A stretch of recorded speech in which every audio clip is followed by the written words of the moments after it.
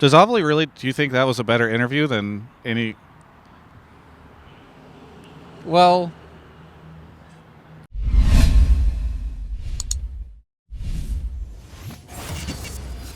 Well, I'm joined right now by Doublelift from Team Liquid after an interesting match against CLG. I say interesting because I feel like I can't remember the last time I saw that many dragons, dragon buffs up on the bar. yeah. So, what you could tell me a little bit about how that game went? Because I came into the studio at one point in time, and they're like this minute and a half long team fight underneath the top tower. Top tower. Oh, I think I remember what you're talking about. Excuse me. So I think from my perspective, the early game was just like really controlled from our end, but there was just not really doing anything. So like their balling was so scared, and I just got ahead 20 CS, but we didn't even fight. Like I never once got a big trade in bot. I would say we were just playing a little passively and trying to set up a play, if that makes sense, like trying to bait them in by playing passive, but they didn't take it. So it was just like we're both playing passively, but somehow I'm ahead a lot. And that was really surprising to me. So, I told my team, hey, I'm getting really far ahead. I think we should play for bot tier 1. They just gave it for free. They didn't even fight me a single time. I just took it in their face. And then we took the first 2 dragons. I was like, okay, I have the push in lane. Like, they're not contesting me at all. Let's just get drag. We took drags. Then we swapped. And then that's when they started actually doing stuff. It was really strange. Like, after we locked in 3 objectives, then we went top. We got Herald. We got mid tier 1. And then as I was going for top tier 1, like the 6th objective of the game, that's when the game started selling out really hard. And that's when I think like I had no idea like what to call, because our comp was a Galio comp. So it's usually best for a Galio to like get into fights and just like ulti in.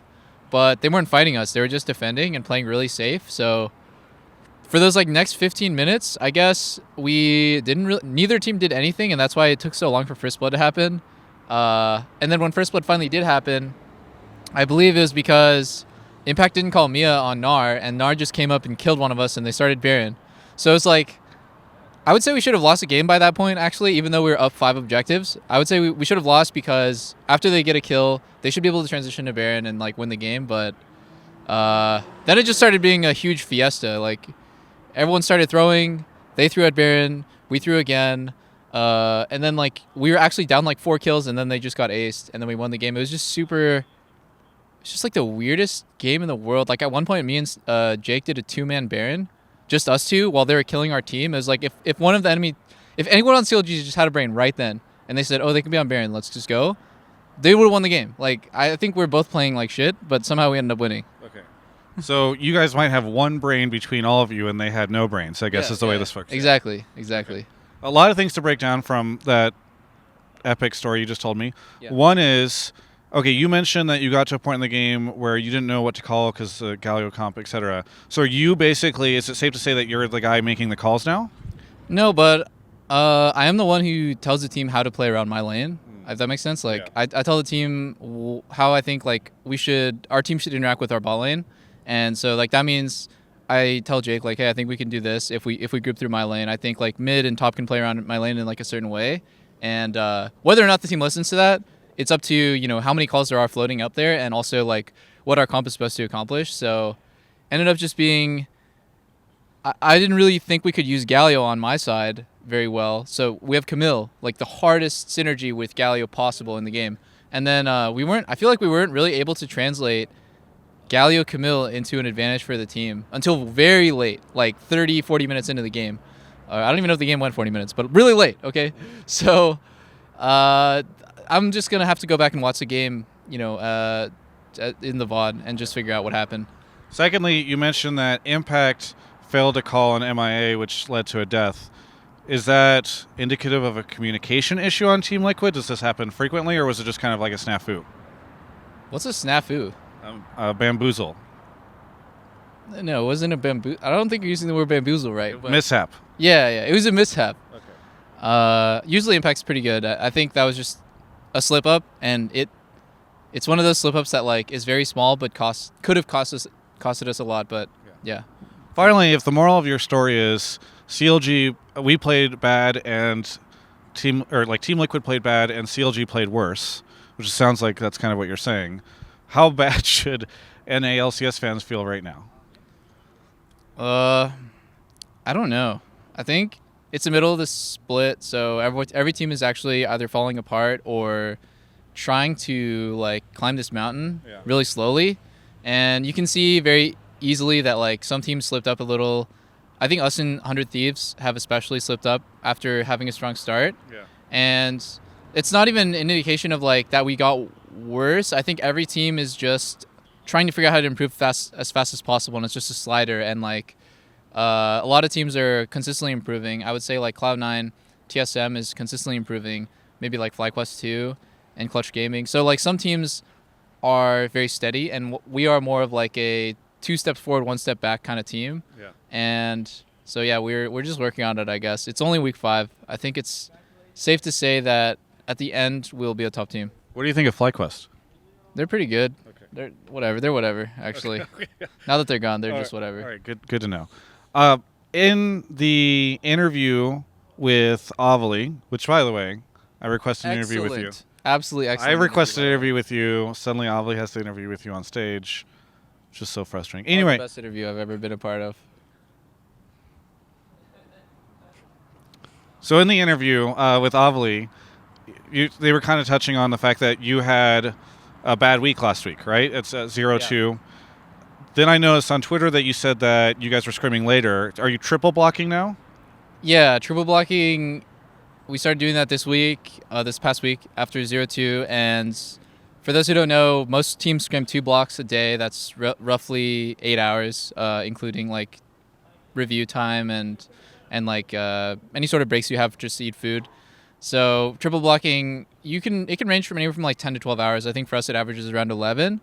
And just having those extra hours is supposed to help us. It's also a lot more stressful, I would say. Obviously, you just need to be able to deal with stress in bigger doses and just like better as a team. And I think like we're having problems, that's for sure. And we're just trying to work through them. Yeah. And so like hopefully this game, I'm kind of proud that we were able to play a macro game early.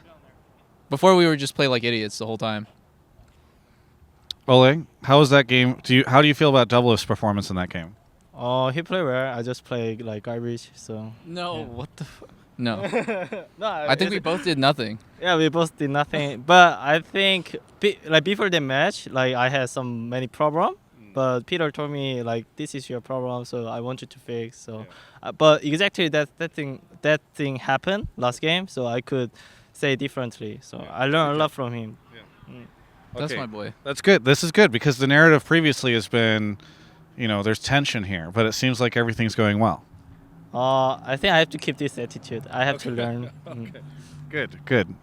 Tough teacher. Okay, thank you so much, Ole. Bye, Ole. Okay, he's gone. He's gone. No, I'm just kidding. No. Oh boy. Okay. No. I mean, I don't even think I'm playing well. I think everyone on the team is. It's just weird. Like, our team needs time to click. That's all. Yeah. Why is the triple blocking not helping, or is it helping and it's just not enough to see? I think 1 week it hasn't been enough time. Yeah. So towards the end of the split, we'll see if it all comes together or not. Yeah. All right. Does Ovely really? Do you think that was a better interview than any? Well, I don't know. You don't ask me how my day's going or anything. How's your day going, Peter? Well, better now. Thanks for that asking. I asked you? Okay. Yeah. No, I don't know. I actually forgot all of these questions. They're pretty the same, the standard post game questions like how's it going and like how's that game feel for you? Yeah. So I think you have more freedom. I do. As an interviewer. I do. What is your favorite? If you were to get a body pillow of any anime character, oh no, which anime character would it be? Which anime character? Ooh, man, I haven't thought about this one. I thought Rem from ReZero was pretty waifu, but now I realize that character actually sucks. Okay, everyone watches ReZero out there. Rem is actually just a terrible character. Like, just she's no brain. Like, actually, just so unrealistic. Yeah. I want a realistic waifu. Like Bonnie. Like Bonnie. Yeah, you got me. Okay. You did it. Good job. The final thing I want to wrap up with is you faced off against Biofrost. I don't know how much that was handled before or how much it was discussed. I don't even think... I knew it, dude. Damien was telling me that you're going to ask me about this. Well, okay. Peter. You just went up against your former support. Do you not feel like that's a good storyline? Roasted. What? Huh? Do you not feel like that's a good storyline? Sure. Okay. I don't know why they didn't ask you. I don't know why Ovely didn't ask you. It feels like it would be a good question. Oh, Yeah. wow. My point is, what was it like facing him? Did you exploit, knowledge that you knew about him to beat him? How was, just the general experience of facing off against him? Dude, I actually had no thought about it at all during the game. Like, I thought, if anything, he played okay, but Jesus, he's so passive. Like, he just plays like such a little bitch. And everyone on the enemy team played like a little bitch early game, so no, I didn't really think anything of it. Okay.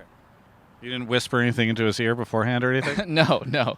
I should have done that, though. Yeah. That would have gotten his head good. Yeah, exactly. Just a SpongeBob meme straight into the cranium. Straight into the cranium. I hate you. Is there anything you want to say to any of the fans out there? Nothing really. Thanks for supporting us. We're working on our problems. We're trying a lot to be better. We're doing everything we can, basically. So, yeah, thanks for being patient. Thanks for supporting us. At the end of this interview, I need to address something that you were here for. For the start of this interview, a member of the FlyQuest support team or staff team came up and gave me a blue Jolly Rancher. It made my mouth blue. Then I was nervous about that from the start, so I forgot to shout out OmniSlash, who helps make this interview possible. So thank you to OmniSlash, and I need to avoid Jolly Ranchers. You just threw someone under the bus. I didn't say who. Mistake? You can check out the rest of my coverage of all things esports right here on my YouTube channel. Did you know that me and Broden, the cameraman, are basically contractually obligated to stick around Travis for the rest of his life? We can't leave. We're not allowed to leave. Broden, put your hand in front of the camera. Let them know you're here. It's a sad life we live. Sad life. Brought to you by OmniSlash.